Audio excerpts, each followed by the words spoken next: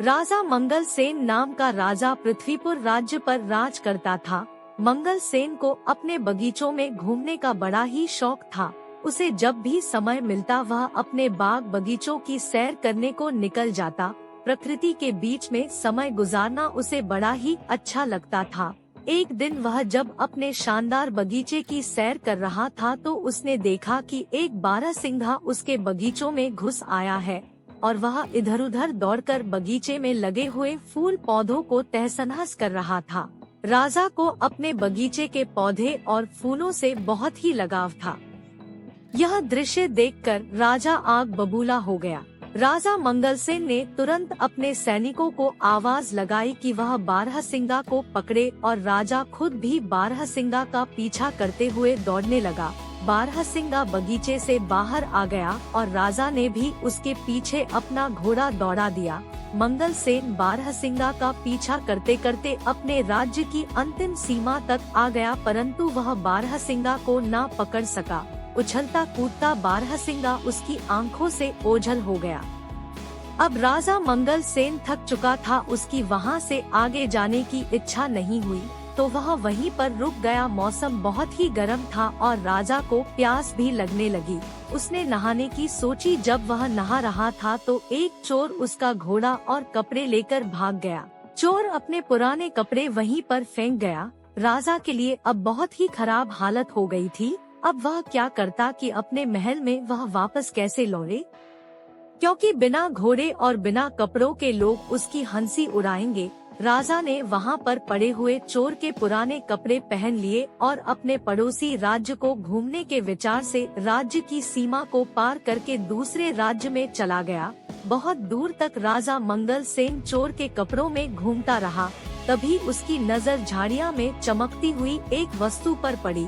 राजा ने तुरंत वह वस्तु उठा ली। यह वस्तु चमकता हुआ एक मोतियों का हार था, वह भी बहुत ही कीमती मोतियों का हार। राजा सोचने लगा, भगवान का लाख लाख धन्यवाद जो यह मोतियों का हार मुझे मिल गया। अब मैं अपने लिए नए कपड़े और एक घोड़ा खरीद सकता हूँ। चलो चलकर इसे बाजार में बेचने की कोशिश करता हूँ। चलते चलते वह पड़ोसी राज्य के बाजार में जा पहुँचा। वहाँ वह एक सुनार के पास गया और कहने लगा, सेठ जी क्या तुम मुझसे एक मोतियों का हार खरीदोगे? मेरे पास बेचने के लिए एक कीमती हार है। मैं एक नदी पार कर रहा था तो मुझे वहाँ पर यह हार मिला।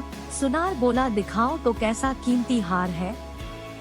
राजा मंगलसेन ने वह हार सुनार को दिखाया। हार को देखते ही सुनार चिल्ला पड़ा, अरे चोर, इसको तुमने कहाँ से चुराया? मैंने ऐसे ही 2 हार राजा साहब के लिए बनवाए थे, उसमें से एक पता नहीं कहाँ चला गया। जरूर तुमने ही यह चुराया होगा। चलो इसी समय राजा के दरबार में। मंगलसेन बोला, नहीं सेठ जी, ऐसी बातें मत करो, मैं चोर नहीं हूँ। मुझे तो यह हार पड़ा हुआ मिला था। परंतु सेठ ने उसकी एक न सुनी और तुरंत अपना नौकर भेजकर कोतवाल को बुलाने भेज दिया। मंगलसेन ने कोतवाल के सामने भी अपनी बेगुनाही की बात कही, मगर उसे पकड़कर महाराज के सामने हाजिर कर दिया गया। जब मंगलसेन को महाराज के दरबार में लाया गया तो सुनार ने महाराज के सामने अपनी शिकायत रखी और मंगलसेन को चोर बताया। राजा ने मंगलसेन का पक्ष सुने बिना ही कहा, क्योंकि यह सुनार हमारे राज्य का एक सम्मानित व्यापारी है तो इसकी बात एकदम सच्ची मानी जाएगी, जबकि यह आदमी हमें कोई घुसपैठिया मालूम पड़ता है। इसीलिए इसे चोरी के अपराध में कारागार में डाल दिया जाए और ठीक 3 दिन के बाद इसके हाथ काट दिए जाएंगे। यही हमारे राज्य का कानून है। फैसला सुनकर मंगलसेन घबरा गया और दया की भीख मांगने लगा, परंतु किसी ने उसकी एक न सुनी और उसे कारागार में डाल दिया गया। इस राज्य का राजा जितना अन्यायी था, उसकी रानी उतनी ही दयालु थी। जब रानी को यह सारी बात मालूम हुई तो उसने राजा से कहा, महाराज आप इतना बेरहम हुक्म कैसे दे सकते हैं, जबकि इस मामले में कोई गवाह भी पेश नहीं किया गया और न ही आपने उसे अपराधी को अपना पक्ष रखने दिया। यह सुनार तो होते ही बदमाश है। आप तो जानते ही हैं कि यह पैसे के लिए कितना झूठ बोलते हैं और धोखा देते हैं। सच कहिए तो मुझे उसे आदमी की बात पर पूरा विश्वास है। राजा ने उसे डांटते हुए कहा, जुबान संभाल कर बात करो, तुम्हें राजकाज के मामलों में दखल देने का कोई हक नहीं है। रानी बोली, मैं चुप नहीं रहूंगी। कुछ दिनों से मैं दरबार में आपका खराब व्यवहार देख रही हूँ। आपके सलाहकार और मंत्री आपसे ना खुश है और आपकी जनता आपसे विद्रोह करने को तैयार है। अगर आप इसी रास्ते पर चलते रहे तो सारा राज्य बर्बाद हो जाएगा। रानी की बातें सुनकर महाराज का गुस्सा और भी भड़क गया, मानो आग में घी डाल दिया गया हो। उसने कहा, ठीक है, तुम्हें अगर उस आदमी से इतनी हमदर्दी है तो मैं तुम्हें उसी के पास पहुंचा देता हूं। राजा ने सैनिकों को आदेश दिया कि रानी को भी उसी चोर के साथ कैदखाने में डाल दिया जाए। सैनिक यह सुनकर चौंक पड़े। वह चाहते तो नहीं थे, परंतु राजा के हुक्म का पालन करना उनकी मजबूरी थी। सैनिकों ने रानी को मंगल सेन के साथ उसी कारागार में डाल दिया। मंगल सेन ने जब रानी को अपने कारागार में देखा तो आश्चर्यचकित रह गया। रानी ने उसे पूरी बात बताई। अब मंगल सेन और रानी दोनों को ही एक दूसरे से हमदर्दी हो गई थी। वह रात दोनों ने जागकर बिताई। कारागार के कुछ सैनिक रानी के वफादार थे, जबकि वह महाराज से नाखुश थे। अगली रात रानी अपने वफादार सैनिकों की मदद से मंगल सेन को साथ लेकर कारागार से फरार हो गई।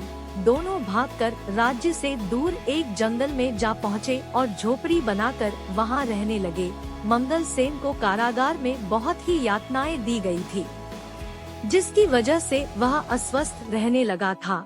रानी ने उसकी बहुत ही सेवा की जब तक कि मंगल सेन ठीक नहीं हो गया। जल्दी ही रानी मंगल सेन को पसंद करने लगी। मंगल सेन भी रानी के प्यार का बदला प्यार से ही दिया और दोनों ने विवाह कर लिया। मंगल सेन जंगल से लकड़ियां काटकर बेचने लगा, जिससे कि वह अपना जीवन निर्वाह करने लगे थे। कुछ महीनों बाद मंगल सेन की पत्नी ने एक सुंदर बालक को जन्म दिया। एक दिन की बात है, जब मंगल सेन की पत्नी जंगल में कुछ फल तोड़ने गई हुई थी तो उसका पति और बच्चा सोए हुए थे।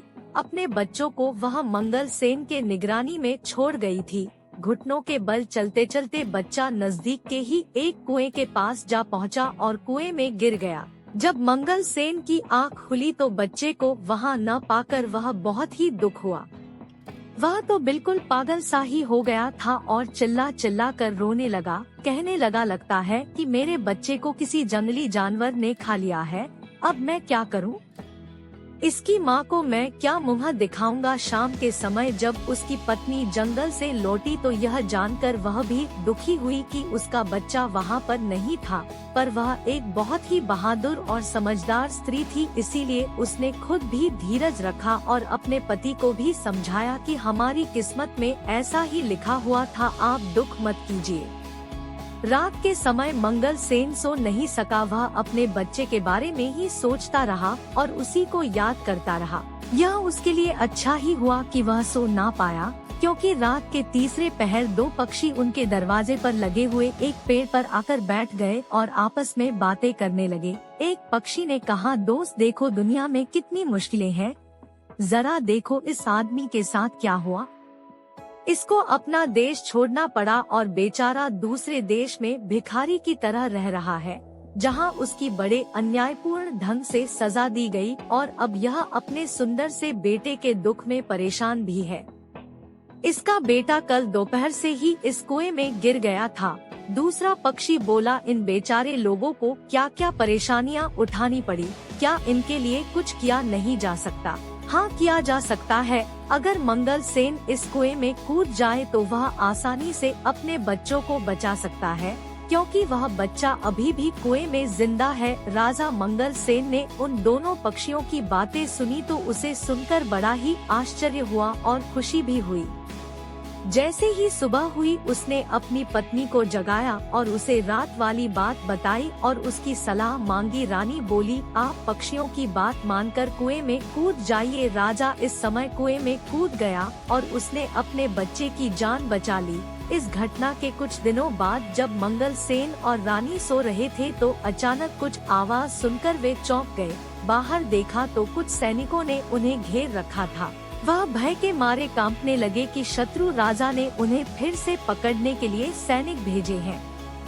परंतु तभी मंगल सेन का एक पुराना मंत्री उसके सामने आया और अपने राजा को प्रणाम करते हुए कहा, महाराज, आखिर हमने आपको ढूंढ ही लिया। उसे देखकर मंगल सेन बहुत ही खुश हुआ। तब मंत्री ने बताया कि उसने अपने गुप्तचरों की सहायता से मंगल सेन को ढूंढने में सफलता पाई है। उसने यह भी बताया कि उसके राज्य की जनता बेसब्री से मंगल सेन का इंतजार कर रही है। अब राजा अपनी पत्नी और बच्चे के साथ अपने राज्य वापस चला गया। मंगल सेन फिर से अपनी राजगद्दी पर बैठ गया और पहले की तरह ही राज करने लगा। गद्दी पर बैठते ही मंगल सेन ने सबसे पहले यह काम किया कि उसने अपनी सेना को लेकर उस राजा के ऊपर चढ़ाई कर दी जिसने उसके साथ बुरा व्यवहार किया था। इस युद्ध में मंगल सेन जीत गया और वह दूसरा राजा हार गया। शत्रु राजा मंगल सेन से दया की भीख मांगने लगा। शत्रु राजा ने बताया कि इन दुष्ट सुनार की वजह से उसने मंगल सेन के साथ ऐसा व्यवहार किया था। अब वह उसको जाते ही सजा देगा। शत्रु राजा को गिड़गिड़ाता हुआ देखकर मंगल सेन को उस पर दया आ गई। मंगल सेन ने उसे माफ कर दिया और उसे छोड़ दिया। उसके बाद सारे राज्य में शांति और खुशहाली फैल गई। मंगल सेन अब अपनी पत्नी और बच्चे के साथ एक खुशहाल जीवन बिताने लगा। सारी प्रजा अपने राजा के साथ साथ नई रानी और उसके बच्चे को पाकर भी बहुत प्रसन्न थी। आपको ये कहानी कैसी लगी? ये आप हमें कमेंट करके बता सकते हैं। आगे भी हम ऐसे ही मजेदार कहानियाँ आपके लिए लेकर आते रहेंगे।